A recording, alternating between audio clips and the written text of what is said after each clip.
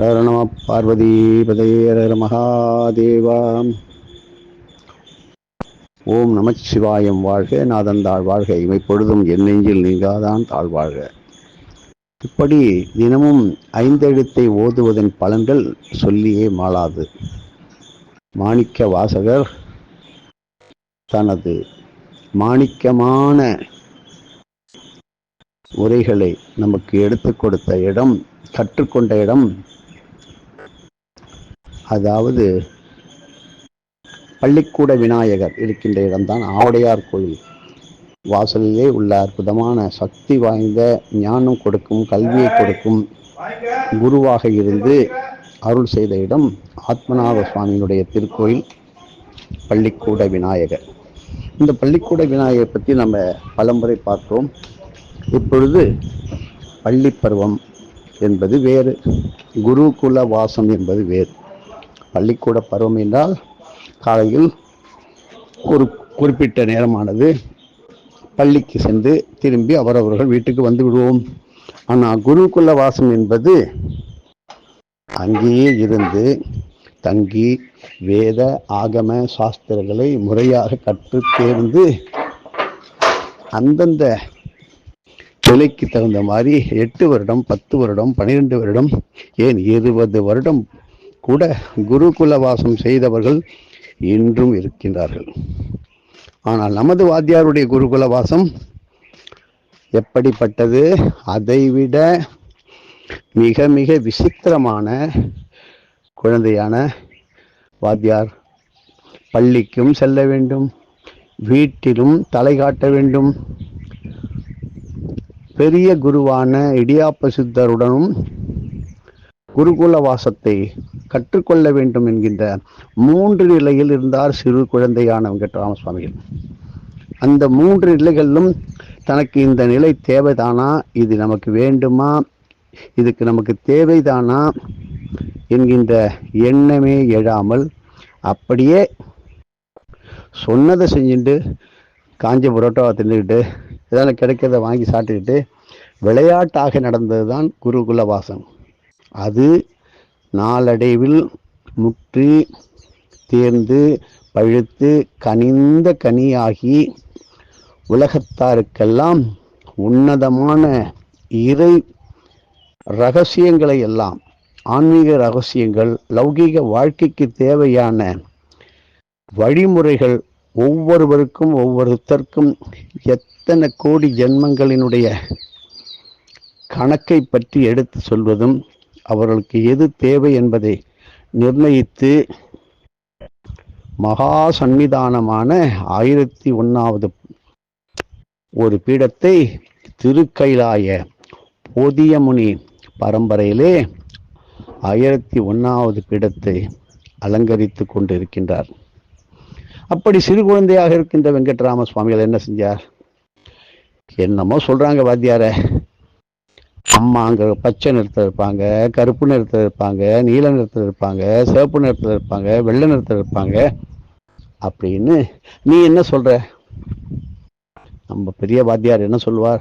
பதில் சொல்லிடுவார்னு நினைக்கிறீங்க? நடக்காது. கேட்கட்டும். அதுக்குதான் நம்ம வாத்தியார் சொல்லுவார், யாரும் எதையும் ஒருத்தர் கேட்காமல் சொல்லாதீர்கள். நாங்களாம் சொல்ல மாட்டோம்டா, கேட்டாலே சொல்றதுக்கு யோஜனை பண்ணுவோம். ஏன்? அவனுக்கு நேரம் வந்து காலம் வரும்போது கனியும் போது எதை எப்படி சொல்ல வேண்டும் என்பது எங்களுக்கு தெரியும் என்று சொல்லுவார். ஆதாரம் இருக்கு. அப்படி ஒரு காலத்திலே நமது வாத்தியார் இடியாப்ப சித்தரை, சின்ன குழந்தை தானே, பலமுறை கேட்டு கூட அம்பாள் தேவி என்ன கலர்ல இருப்பா, எப்படி இருப்பா, என்ன ரூபத்துல இருப்பா, அசையிலே அந்த மனுஷன் ஆச்சு. ஒரு நாள் ஒரு சிவாலயத்துல சிவபாத பூஜை, சுவாமியை தோளிலே சுமந்து கொண்டு வந்து பள்ளி அறையிலே அம்பாள் அதற்கு முன்பாக அமர்ந்திருப்பாள். அந்த சுவாமியை இறக்கி வைத்து பள்ளியறை பூஜையானது மிக விமர்சையாக நடந்து கொண்டிருக்கும் போது சிறு குழந்தையாக சிறுவனாக இருந்த நமது வாத்தியார் என்ன செஞ்சார்னா, பள்ளியறை கண்ணாடிகள் அப்படியே பள்ள பள்ள பள்ள பள்ள பள்ளன்னு மின்னும். அதில் பார்த்தா எல்லா கண்ணாடிகள்லையும் ஒரு அம்பாள் தாயார் சிலை தெரியுது, ஒரு அம்பாள் சிலை தெரியுது, அம்பாளுடைய ரூபம் தெரியுது. என்ன வாத்தியாரே எல்லாத்துலேயும் அம்பாள் தெரிகிறாரு. அப்ப என்ன சொல்றார் இடியாப்ப சித்து, கண்ணா இங்க வா, கொஞ்சம் நல்லா எல்லா கண்ணாடியும் ஒத்து நோக்கு, ஒத்து பாரு அப்படின்னு ஒன்று ஒன்றா பார்த்துட்டு வந்துட்டே இருக்கும்போது ஒரு கண்ணாடியில் அந்த அம்பிகையின் உருவம் தெரியவில்லை. அப்ப நீ எல்லா இடத்துலையும் தெரியுதுன்னு சொன்னியே, 10 நம்ம சொல்றது தானே நிறைய தெரியுதுன்னு. அங்கதான் இறைநிலை. இப்போது கண்ணை நன்றாக மூடிக்கொண்டு நீ வணங்குகின்ற அங்காளியை வேண்டிக்கோ. நான் சொல்ற வரி கண்ணை திறக்கக்கூடாது. கண்ணை திறக்காம நீ பயபக்தியுடன் நீ அம்பாளை நினைச்சு பிரார்த்தனை பண்ணு.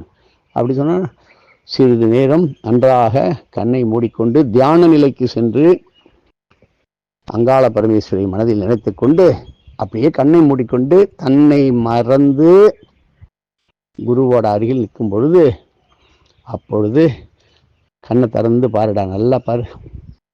பார்த்துட்டு இருக்கும்போது ஒரு இடத்துல அம்பிகையினுடைய உருவம் தெரியலையே, அந்த இடத்துல பார்த்தா அப்படியே ஜெகஜோதியாக அண்ட சராசரங்கள் மின்னுகின்ற அளவுக்கு ஒரு அம்பிகை தோற்றம் அளித்தாள்.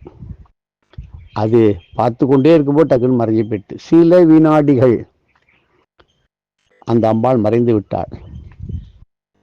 இப்ப நமக்கெல்லாம் என்ன தோணுது? யோஜனை பண்ணி சொல்லுங்க.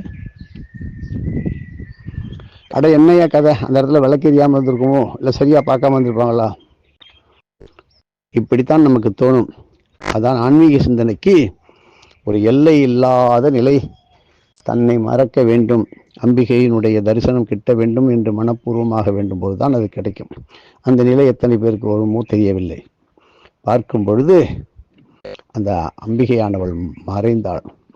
மீண்டும் அப்பொழுதுதான் தனது அங்காளி அந்தாதியை தன் வாயாலே அந்த அங்காள பரமேஸ்வரி சொல்ல வைத்து ஓத வைத்து பாடி மகிழ்ந்து தனது இல்லத்திலே வைத்து வழிபட்டு இன்று திருவண்ணாமலை லோபமாதா அகஸ்தியர் ஆசிரமத்திலே வைத்து பூஜிக்கப்பட்டு வருகின்ற அற்புதமான அங்காள பரமேஸ்வரி அங்காளி அந்தாதியினுடைய அந்த திவ்யமான பாடல் நிறைந்த சிறு புத்தகத்தில் அட்டைப்படத்திலும் வடிவமைக்கப்பட்டு தனக்கு தெரிந்த ஓவியர் மூலமாக தான் கனவில் கண்டதை போல கண்ட காட்சியை சொல்ல சொல்ல சொல்ல ஒருவர் ஓவியமாக வரைந்தார். அந்த ஓவியர் இன்னும் இருக்கின்றார் என்கின்ற கேள்வி. கண்ணால பார்த்து சொல்லும் போதே நமக்கு எல்லாம் மறைஞ்சு போயிடுது. பக்கத்துல படம் இருக்கும் போதே ஓவியம் தீட்ட முடியவில்லை, படம் வரைய முடியவில்லை. ஆனால் ஏதோ ஒரு வினாடிகள் பார்த்தது இப்படி இருந்தது. இந்த இடத்துல பச்சை, இந்த இடத்துல மூக்குத்தி, புல்லாக்கு, வளையல், அமர்ந்த கோலங்கள், இப்படி விதவிதமாக சொல்ல சொல்ல அந்த ஓவியர் தனது இறை ஞானத்தினாலே கையால் வரையப்பட்ட அதே அங்காளி இன்னும் நமது ஆசிரமத்தில் இருக்குது. அதனுடைய பிரதி நகல் அதே படமானதான் ஸ்ரீ அங்காள பரமேஸ்வரி மகிமை என்கின்ற புத்தக வடிவிலே நாம் பார்த்து கொண்டிருப்பது. அதை யார் தொடுகின்றார்களோ அவருக்கும் குருவுக்கும் அவருக்கும் அங்காளிக்கும் தொடர்பு இருந்தால்தான் நடக்கும். வாங்குவாங்க, அதை பற்றி கண்டுக்க மாட்டாங்க, தூக்கி எட்டவை. இப்படி நடந்ததெல்லாம் அதுதான் இந்த மாத. நீங்கள் இதை பற்றி விவரமாக தெரிந்து கொள்ள வேண்டும் என்றால் 2025 வருடத்தினுடைய பிப்ரவரி மாதம் ஸ்ரீ அகஸ்திய விஜயம் ஆன்மீக இதழை வாங்கி பாருங்கள். என தை மாசி என்று குறிப்பிடப்பட்டிருக்கும். அதில் அடிமை கண்ட ஆனந்தம் என்று எடுத்தவுடன் முதல் 2வது 3வது பக்கத்திலிருந்து ஆரம்பித்து முடியும். இது தொடர்ச்சியாக வரும். அடுத்தது என்ன நடந்தது?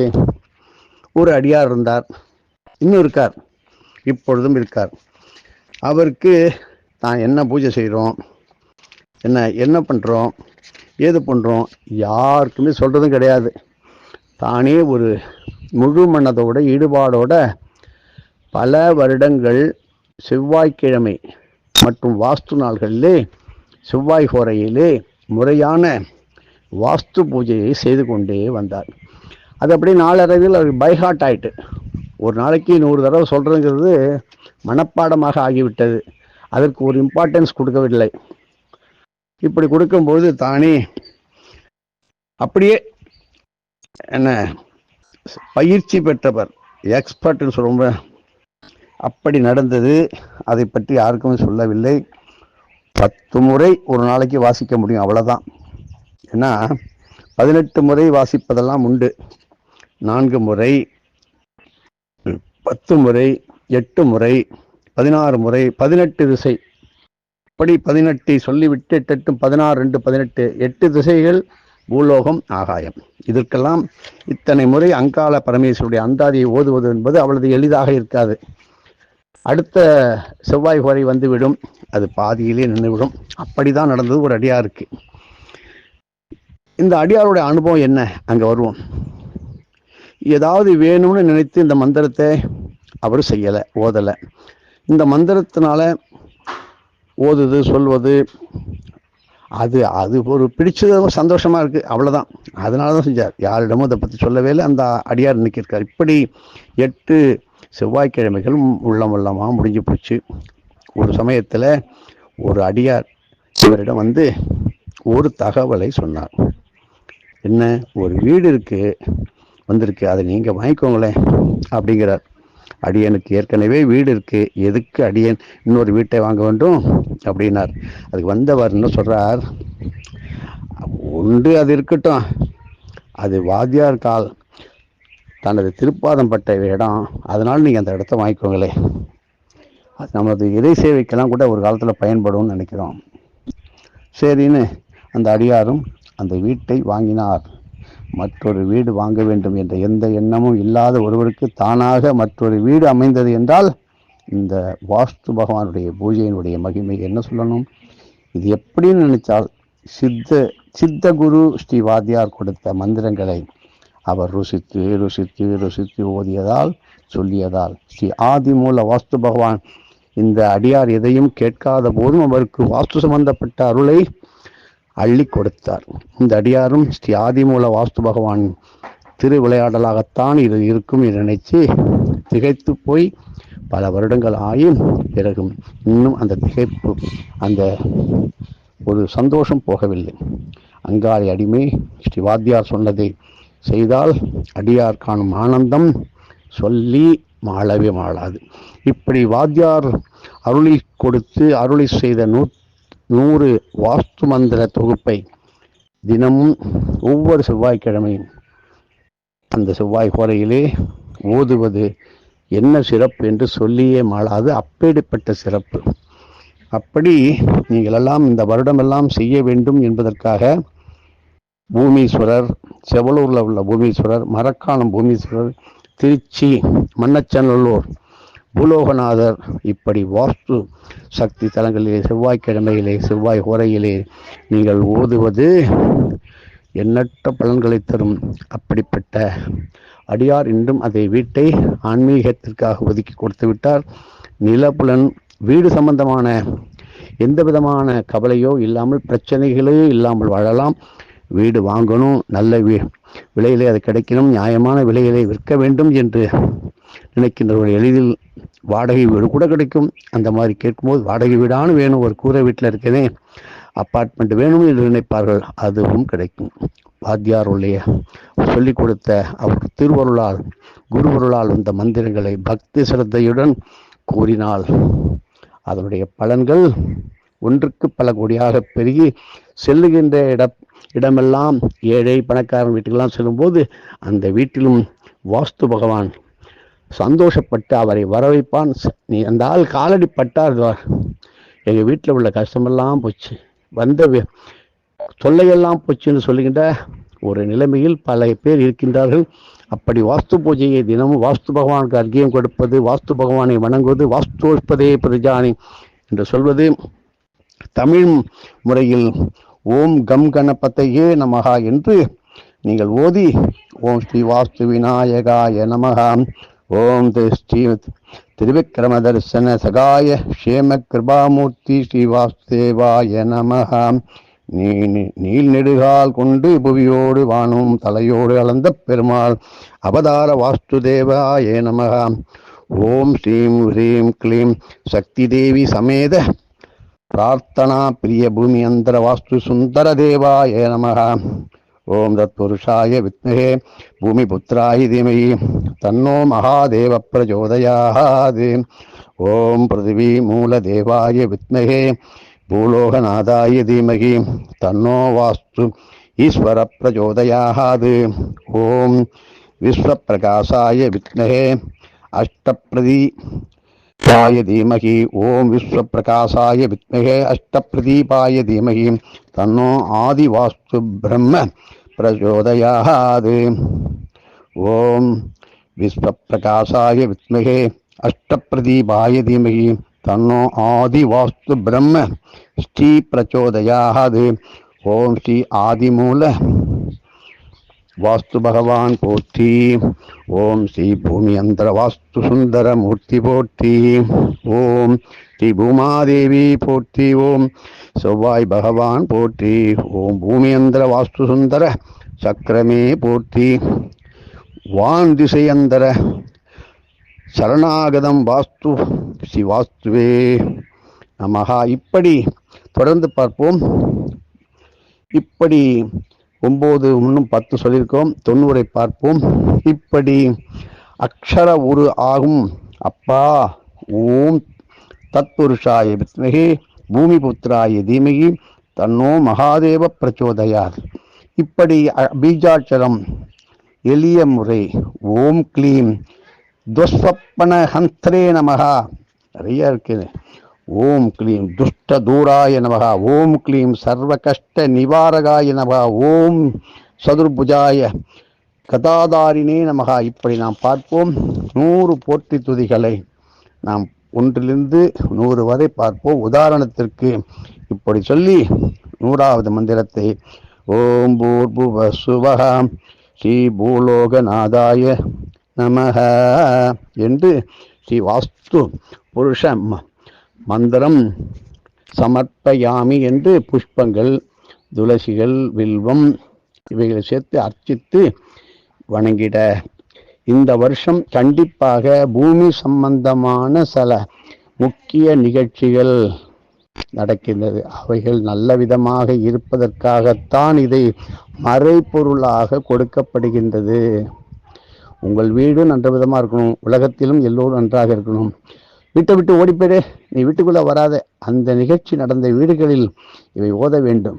இப்படி வீட்டையெல்லாம் இழந்து ரோட்டில் நிற்கின்ற அவலம் வந்தவர்கள், அதற்கு காரணமானவர்கள், இப்படி பலத்த கண் திருஷ்டி தோஷத்தினால் எல்லாவற்றையும் இழந்து தவிக்கின்றவர்களுக்கு, தேவைப்படுகின்றவர்களுக்கு இதை பல பேருக்கும் நீங்கள் சொல்லினால், சொல்லிக் கொடுத்தால், இந்த விபரத்தை சொல்லிக் கொடுத்தால் அதுவும் பெரும் மலை போல ஒரு புண்ணியம் வந்து சேரும்.